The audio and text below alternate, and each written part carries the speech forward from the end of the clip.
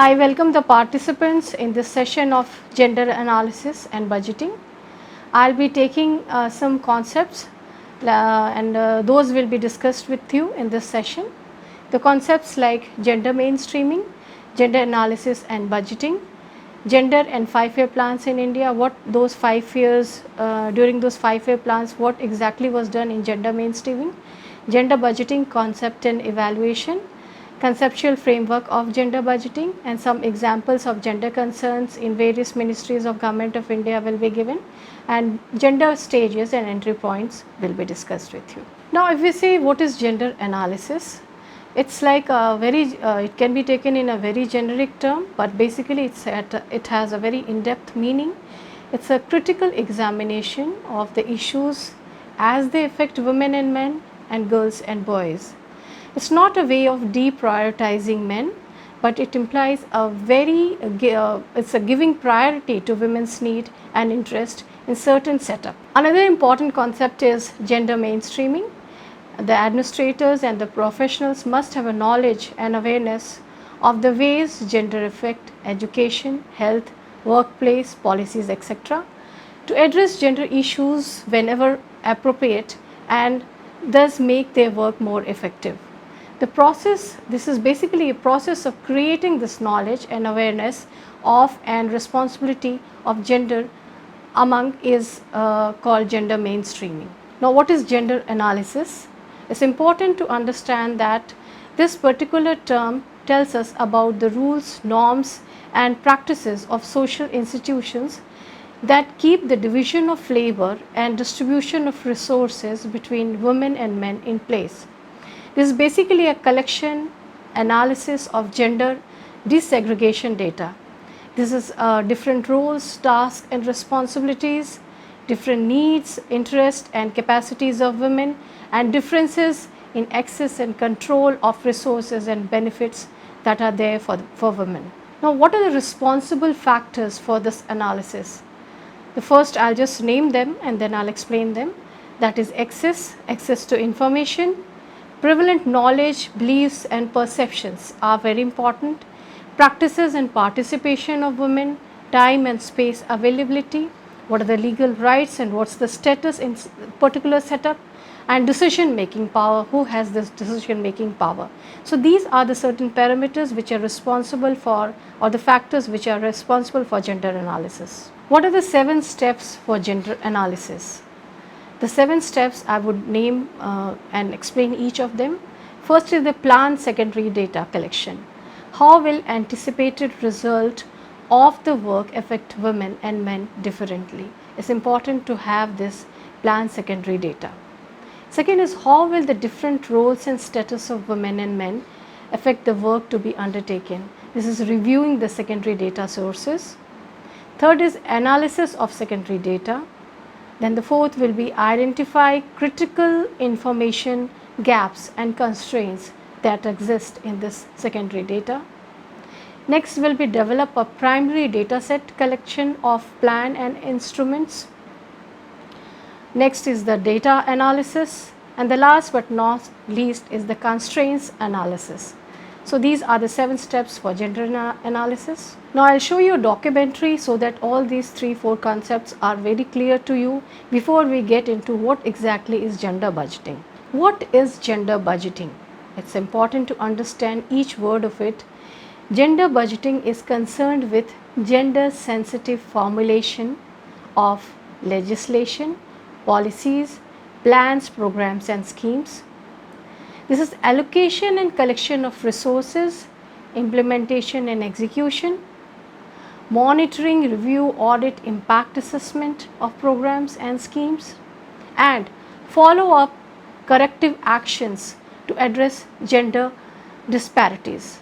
So it's a very holistic term that is there when we consider the gender analysis and gender budgeting sensitive formulation. It's important to understand why we do gender budgeting. Why gender budgeting? Women underrepresented in decision making in most of the sectors. The nature of work and implications are different for men and women are engaged in unpaid work, bearing, rearing and caring. So it's important why we do gender analysis and gender budgeting. Gender budgeting is not about separate budget for women, men, girl or boy. This is setting aside X% for gender or women, money for women counselors to control, 50 male, 50 female for every expenditure, all money for children. Not an accounting exercise, but an ongoing process of keeping a gender perspective in policy, program formulation, its implementation and review is what is gender budgeting, and we have already given what gender budgeting is not. Now, there is a particular approach of Ministry of Women and Child Development to gender budgeting. In gender budgeting, gender usually mean women and her empowerment. To extend the process to all level of governance, that is center, state and district, town and villages, and also to public sector units and autonomous bodies, and also to extend it to the civil societies and corporate sectors. Now, who are these actors in gender budgeting? The Ministry of Women and Child Development, nodal ministry at the central level in India, Ministry of Finance at the center and in the states, the Planning Department of Planning Commission at the center and in the states, sectoral ministries, each and every department and ministry can do gender budgeting, and researchers and economists, statistician and women's group can also do gender budgeting. So these are some of the actors who are there in gender budgeting. Now, what is the scope of this gender budgeting? It extends to the whole budget. Impact of expenditure of selected department or program, gender sensitive design of new programs and projects, assessment of selected forms of revenue and changes in tax system and new legislation. Everything that is there is a very holistic way. It determines the scope of gender budgeting. Gender budgeting initiatives are very diverse. Nature of the work differs. Like actors are government led, civil society or parliament led. Focus will be fully on full budget versus selected sectors. The focus again is on sector like health, problems like gender based violence. Level is, it could be national, it could be versus state, district. Timing can be post budget analysis versus in process budget formulation. An approach is a separate gender budget statement or gender integrated throughout main budget documents. Now, I'll give some examples of gender budgeting. Gender budgeting analysis by Ministry of Women and Child Development. In 2004 and 5, the Ministry of Women and Child Development adopted a three-pronged strategy. That was, first is advocating for setting up of gender budgeting structures, mechanism in all the ministries and departments of Government of India, strengthening internal and external capacities and budgeting expertise to undertake gender mainstreaming of policies, schemes and programs, and also initiating the exercise of gender auditing, which I'll be explaining to you in the next session, of existing programs which would then feed into addressing these gaps that exist in gender mainstreaming. Gender budgeting and appraisal of legislation. I'll give you some examples of gender analysis and gender mainstreaming. For instance, in MG provides guarantee at the level of the household or not at the level of the individuals. So the right of the women was always a question.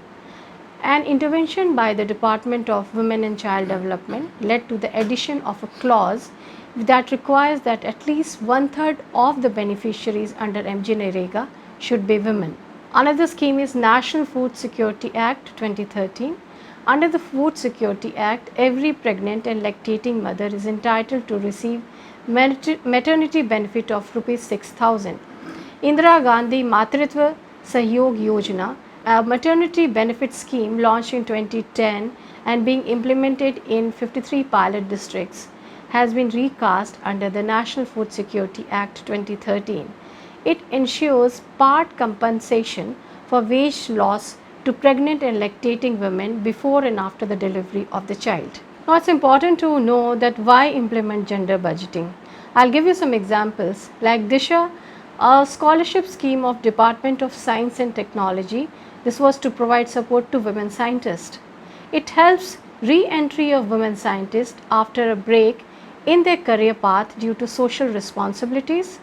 UGC runs a daycare center for married scholars, students in universities and colleges for providing daycare facility. To establish a fully literate society and government has been successfully running the adult literacy centers Sakshar Bharat throughout the country with focus on female literacy. Pursuits of gender concerns with various ministries. Now this is Ministry of Finance, a microfinance and its regulation to prevent exploitation, including a column on gender outcomes in outcoming budget of Government of India to ensure the gender concerns that was kept at a very high level. Then Department of Commerce also kept the gender implication of women in SEZ project and WTO agreements. Ministry of Environment, for instance, to make available carbon emission reduction credits under the Kyoto Protocol to women SDGs to income generation purposes. Ministry of Sports and Youth Affairs, for instance, raising participation of women in sports and according them due recognition. Youth bodies of Nehru Yuva Kendras and NSS to propagate against female feticide. Ministry of Women and Child Development is drawing a campaign plan.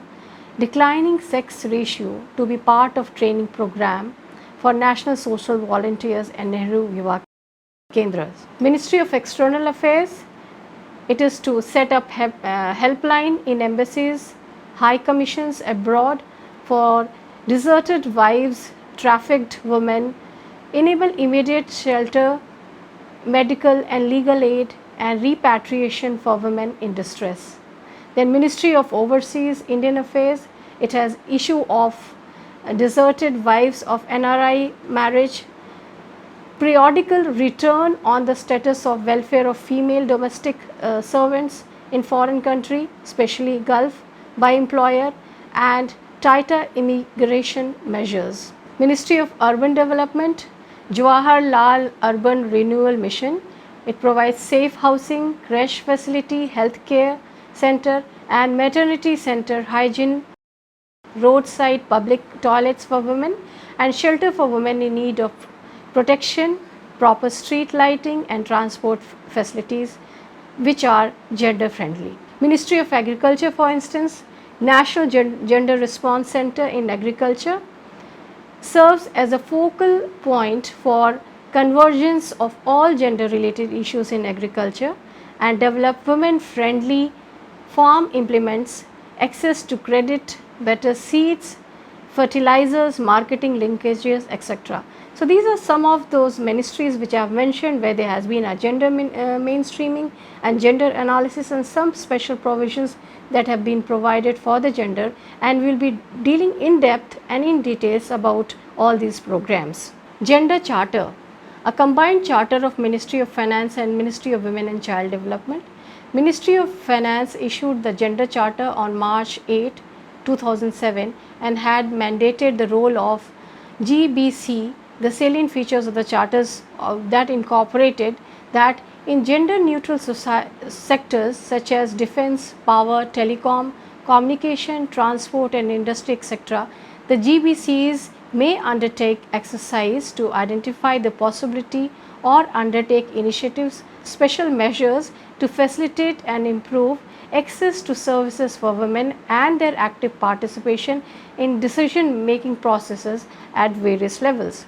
So these are some of the sectors and some of the ministry initiatives of gender mainstreaming and gender based budget process which I have discussed. In depth we will be dealing with all these things in the next class, and also gender audit, whether the actions and the initiatives taken by the ministries are in a way properly implemented and what is the outcome of this will be the next session. Thank you participants.